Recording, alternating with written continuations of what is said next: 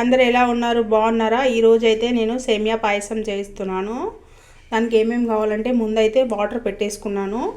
ఒక 1/2 litre water, milk తీసుకోవాలి, full cream milk తీసుకోవాలి. దీనికి సేమియా దానికి రెండు తీసుకున్నాను. ఇలాంటిది ఫుల్ క్రీమ్ మిల్క్ 2 ప్యాకెట్స్ తీసుకున్నాను, అంటే 1 లీటరు.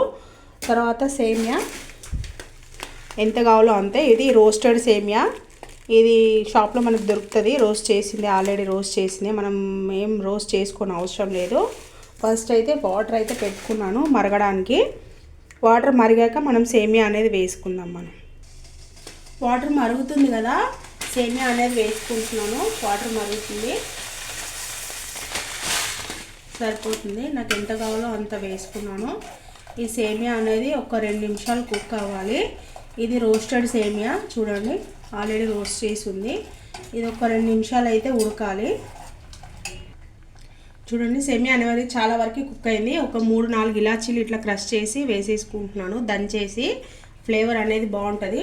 షుగర్ యాడ్ చేసుకున్నాను ఇప్పుడు, స్వీట్కి సరిపడా షుగరు. కొంచెం పాయసంలో షుగర్ అనేది ఎక్కువే ఉండాలి, టేస్ట్ అనేది బాగుంటుంది. స్వీట్ లేకపోతే అస్సలు బాగుండదు.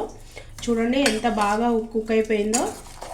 మెత్తగా అట్లా అయితే, ఇట్లా కొంతమంది చేస్తే మెత్తగా అట్లా గడ్డలాగా అయిపోతుంది. అట్లా అయితే ఉండొద్దు, ఇట్లా లూజ్గానే ఉండాలి. అట్లా అయితేనే సేమియా అనేది చాలా బాగుంటుంది. ఇట్లా మనం డ్రై రోస్ట్ చేసిన సేమియా తీసుకోవాలి. ఇప్పుడు పాలు ఉన్నాయి కదా, పాలు అనేది చిక్కగా తీసుకుంటే బాగుంటుంది అన్నమాట. పాయసంలో పాలు కూడా మొత్తం వేసేస్తుంది.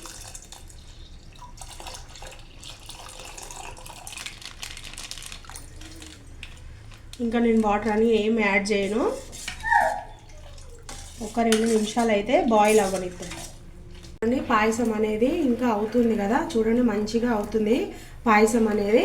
నేను పక్కన ఇంకో కడాయి పెట్టేసుకున్నాను డ్రై ఫ్రూట్స్ వేయించడానికి. డ్రై ఫ్రూట్స్ చూడండి, ఇందులో బాదాము, పిస్తా, జీడిపప్పు 3 నెయ్యిలో వేయించుకోవాలి. ఇవనేది కొంచెం నెయ్యి యాడ్ చేస్తున్నాను, ఒక చిన్న స్పూన్ నెయ్యి సరిపోతుంది.